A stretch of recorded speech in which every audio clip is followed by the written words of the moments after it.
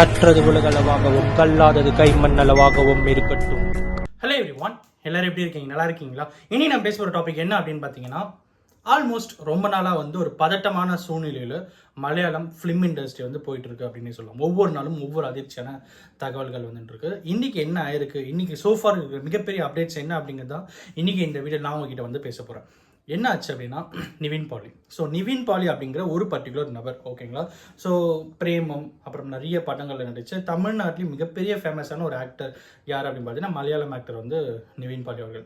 அவங்க மேலே ஒரு அலிகேஷன் வருது. அந்த அலிகேஷனில் நிவின் பாலியும் அவரோட சேர்ந்து 4 பேர், ஆக மொத்தம் 5 பேர் என்ன வந்து பாலியல் வன்புணர்வு பண்ணாங்க அப்படின்னு சொல்லி ஒரு பர்டிகுலர் ஆக்ட்ரஸ் வந்து கம்ப்ளைண்ட் கொடுக்குறாங்க.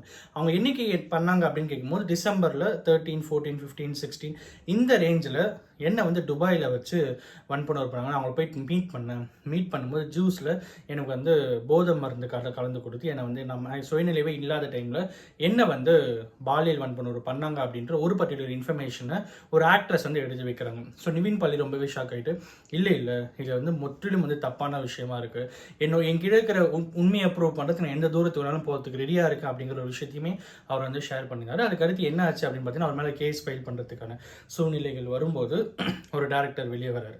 அவர் வந்து நிவின் பாலி வந்து இவங்க கொடுத்த அலிகேஷன்லாம் வந்து எங்க கூட தான் ஷூட்டிங்கில் இருந்தார், அதுக்கான ஷூட்டிங் முடிச்சுட்டு அங்கே நாங்கள் வந்து ரூமில் ஸ்டே பண்ணியிருந்தோம், அதுக்கான பில்ஸை நான் உங்களுக்கு ஷேர் பண்ணுறேன் அப்படின்னு சொல்லி அந்த பர்டிகுலர் டைரக்டர் என்ன பண்ணுறாருன்னா, இந்த 14, 15 அந்த ரேஞ்சில் அவர் ஷூட்டிங் கேரளா தான் நடந்தது, நாங்கள் துபாய்லாம் போகவே இல்லை, நாங்கள் இந்தியாவில் தான் இருந்தோம், அதுக்கான பில்ஸை நான் சப்மிட் பண்ணுறேன் அப்படின்னு சொல்லி பில்ஸை சப்மிட் பண்ணியிருக்காங்க. ஸோ 15, 16 அந்த ரேஞ்சில் இன்னொரு டேரக்டர் வந்து மீதி இருக்கிற இந்த 2 days வந்து எனக்கு வந்து ஒரு கால் ஷீட் கொடுத்துருந்தாரு. என்னுடைய மூவிக்கான ஷூட்டிங் வந்து போயிட்டு இருந்தது. ஸோ அதில் அவர் வந்து ஆக்ட் பண்ணி கொடுக்கறதுக்கு அவர் வந்து வந்துட்டு இருந்தார். அதுக்கப்புறம் நான் அவர் வந்து கோஆர்டினேட் பண்ணிக்கிட்டு என்னுடைய மூவியில் வந்து அவர் ஒர்க் பண்ணிட்டு இருந்தார் அப்படிங்கிற மாதிரி விஷயத்தை வந்து சொல்கிறாங்க. அதுக்கப்புறம் ஒரு ஆங்கர், ஓகேங்களா, மலையாளம் ஒரு ஆங்கர், அவங்க என்ன சொல்கிறாங்கன்னா, ட்ரூத் இஸ் வெரி சிம்பிள் அப்படின்னு சொல்லி ஒரு ஃபோட்டோவை ஷேர் பண்ணி இவங்க சொன்ன நிவின் பாலி அவர்கள் மேலே அந்த அலிகேஷன் வைக்கப்பட்ட அந்த நாட்களில் நிவின் பாலி அவர்கள் எங்கூடவும் தான் இருந்தார், விச் மீன்ஸ் ஒரு பிரதராக ஒரு சிஸ்டராக நாங்கள் இந்த ஷூட்டிங் ஸ்பாட்டில் நாங்களும் எங்கள் கூட தான் இருந்தார் அப்படிங்கிற ஒரு பர்டிகுலர் ஃபோட்டோவை அவங்களுமே ஷேர் பண்ணுறாங்க. ஸோ இவ்வளோ பெரிய விஷயம் நடந்த அப்புறம் அதுக்கப்புறம் நிவின் பாலி அவர்கள் மேலே ஏன் இந்த மாதிரி குற்றச்சாட்டுகள் வருது அப்படின்னும் போது ஒரு பெரிய ரிப்போர்ட், ஹேமா கமிட்டி ரிப்போர்ட், அவங்க வந்து ரிப்போர்ட் ஆகிற டைமில் இந்த மாதிரி இஷ்யூஸ் வந்து டைவர்ட் பண்ணால் அந்த ரிப்போர்ட் டம்மி ஆகிடும், அந்த நோக்கத்தில் கூட பண்ணுறதுக்கான வாய்ப்புகள் அதிகமாக இருக்குன்னு சொல்லி நிறைய பேர் வந்து பேசிகிட்டு இருந்தாங்க. ஸோ அதுவே வந்து ஒரு மிகப்பெரிய ஷாக்கிங்கான ஒரு விஷயமா இருந்தது. ஸோ நெக்ஸ்ட் என்ன ஆச்சு அப்படின்னு பார்த்தீங்கன்னா, ஒரு பர்டிகுலர் ஆக்ட்ரஸ், ஓகேங்களா, அவங்க வந்து 4 படம் தான் நடிச்சிருக்காங்க. 3 மலையாளம் படம், ஒரு தமிழ் படம்.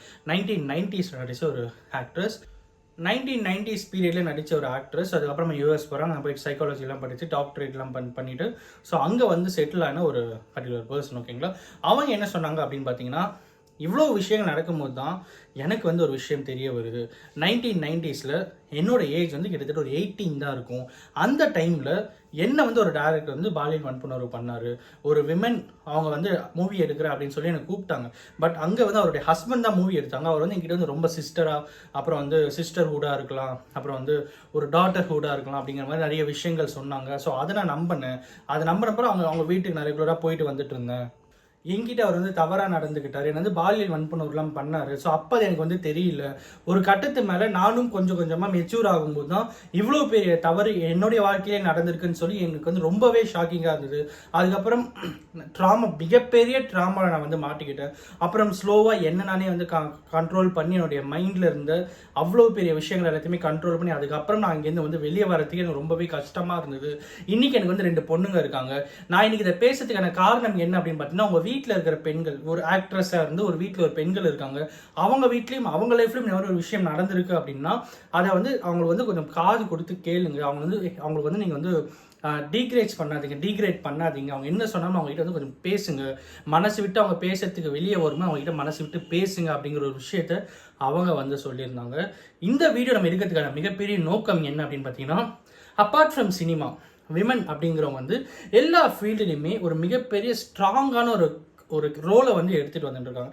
அப்படி இருக்கும்போது அங்கே அவங்களுக்கு நடக்கிற தவிர வீட்டில் அவங்க வந்து சொல்லும்போது, இதுக்கு தான் நான் அப்போவே சொன்னேன் வேணான்னு சொல்லிட்டு, இதுக்கு தான் நான் அப்போவே சொன்னேன் போக வேணான்னு சொல்லிட்டு, இதுக்கு தான் நான் அப்போவே சொன்னேன், இதுதான் உண்மையால தான் தப்புன்னு சொல்லி அவங்கள எதுவுமே ஹர்ட் பண்ணாமல் அவங்க சொல்கிறத காது கொடுத்து கேட்டு அவங்களுக்கு பின்னாடி சப்போர்ட்டிவாக இருந்தாலே அவங்களால எதை வேணாலும் அச்சீவ் பண்ண முடியும். இவ்வளோ பெரிய இஷ்யூஸ்லாம் வந்தாலும் அதை அவங்களால போல்டாக ஃபேஸ் பண்ண முடியும் அப்படிங்கிற ஒரு பர்டிகுலர் விஷயம் தான் இன்றைக்கி நம்மக்கிட்ட வந்து ஷேர் பண்ணணும். அண்ட் அஃப்கோர்ஸ் இந்த வீடியோ ஒருத்தருக்கு நாலேஜ் ஷேர் இருக்குன்னு சொல்லிட்டு நான் நம்புகிறேன்.